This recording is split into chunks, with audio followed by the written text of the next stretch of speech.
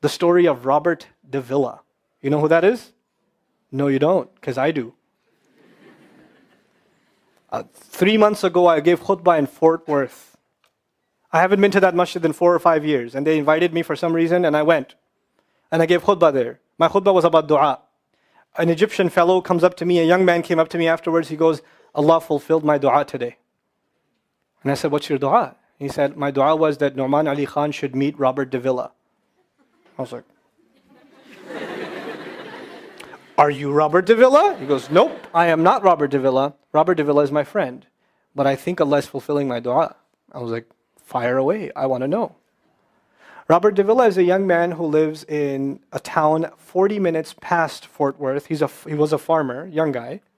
And he was hit with some sort of genetic disorder that kicked in later on in his life, and he became paralyzed from the neck down. And he lives in a nursing home. Most people in that nursing home are 90 years, 100 years. They're really, really old people. And then there's, his room where he's paralyzed neck down. He's the only 30-something-year-old that is in the nursing home, okay? And he's been in that nursing home for the last 10 years. His family got a computer for him that's voice activated, so he can give voice commands, put a headphone on and Google stuff and search stuff so he can surf the web and find information. In his room, and by the way, staunch Christian family, the minister comes and prays for him every week and things like that. And his best friend was in the bed next to him. One of his best friends. He became best friends because he met him at the nursing home. This person was also paralyzed and he needed a new liver. Okay? A liver transplant. He was waiting for a liver transplant. And they used to talk about, God and things like that all the time. They were good friends. Finally, his best friend got a call that there's a donor available for the liver. So he's so excited. He goes, Robert, I'm going to miss you, but I'm going. I've got a donor. So they take his friend and they go into the operation, and his friend died at the operating table. Now his friend, who's also a Christian, the deceased friend, his sister, took one of the amulets of his friend, a crucifix, and she gave it as a gift to Robert. This is a reminder of your old buddy. So he hung it on the side of his hospital bed. Robert Davila lives a pretty decent life in there. The nurses take care of him. He's a happy guy. And one day he goes to sleep and he sees a man in his dream. That man says his name is Muhammad. And he says, pointing at the crucifix, God did not send messengers so they would worship the messengers. God sent messengers so you could worship God. And Jesus was just a man. He walked in the markets and he ate food. He walked in the markets and he ate food, and the dream stopped. He only knows that Jesus was just a man. He knows there's a man named Muhammad that said that to him. He said that messengers came so people could worship God and not the messengers. This is all he knows. So he starts Googling Muhammad. He finds Islam. He takes Shahada. When he takes Shahada, he wants to learn about the Quran. So he goes on these chat sessions and finds somebody needs to teach me Quran. He finds a brother in Egypt that he gets together with on Skype to try to learn Arabic. Learned the Arabic alphabet. Once he learned the Arabic alphabet, he learned to recite the Quran. He memorized 10 surahs from his hospital bed. Then he said, I'm beginning to memorize the Quran, and I'm beginning to learn about this prophet, but I need to understand the Quran. So he starts Googling how to understand the Quran. And for some reason, he ends up on my videos. And he starts watching my stuff. And he watched almost everything. And then here's the kicker.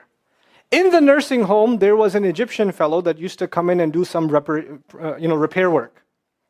The Egyptian fellow has his own awesome story. The guy had basically lost faith. He wasn't religious. The nearest masjid to him was 50 miles away. So he didn't really go to Jum'ah much anymore. But he felt a spiritual void, so he started going to the church just to feel closer to Allah.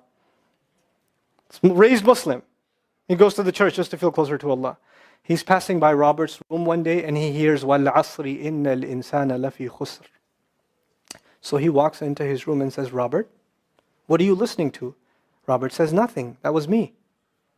And the guy says, you're Muslim? He goes, yeah, I became Muslim. And now this friend is in shock. How does Allah guide someone in the middle of Churchtown, USA, in a nursing home, with a crucifix on the side of his bed that he doesn't even have the physical strength to move. And the guy himself says, I want to come back to Allah. So he tells him about his, the friend he found online, Nouman Ali Khan. So the Egyptian fellow starts watching my videos. And then he says, I wish I could meet him one day. And he says, okay, I'll pray for you. And after 5 years, that Egyptian friend shows up at the same masjid that I haven't been to in 4 years. And after Jum'ah says, I think Allah wants to fulfill my friend's dua and my dua. So I said, I think He does. Let's go. So I took a few of us and we went. And we met with Robert. We had a beautiful conversation with him. And inshallah, for Eid, we're going to go to his nursing home again. The nursing home was pretty shocked. You're all here to meet Robert? He's like, yep. Why do you want to meet him? He's an inspiration. We're like, okay, let me check if we can.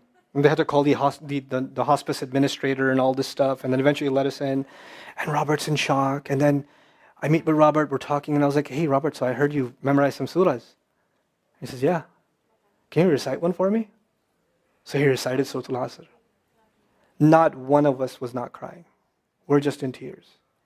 When somebody turns to Allah, don't worry about the means. Guidance will come. Balance will come. I want to tell you some more about Robert because young guys are here. Young guys that play basketball. Young guys that are healthy. Young guys that have ambition. I told you what's his paralysis, from where to where? Neck down. He has a special wheelchair that has to hold pretty much every part of his body in place. He can't just sit in a wheelchair. It holds his neck and it holds every other part of his body in place because he has no control over his limbs. And he has to have a special van where the wheelchair locks in so that if it goes through a bump or whatever, he doesn't, receive the shock. So he made a request. He wants to go to the Friday prayer. They didn't have the special van, so they put him in a regular van. And so he went to the regular van and a few bumps and his spine got even more hurt. He went to Jumu'ah. He came back in excruciating pain. And they said, I'm sorry, Robert, you're no longer able to sit in your wheelchair. You're going to have to stay in your bed for the next 6 months at least. If you see recovery, then you can get back up again. I met him in that span. He had already been in that bed for 3 months already. And the reason he was in that bed is he went to the Jummah prayer. And he told me about the Jummah prayer. He said, I've never felt more peace in my life than I was in that masjid. And you know what I'm going to do, Brother Nouman? When I can sit in my chair again, I'm going to go to Jummah.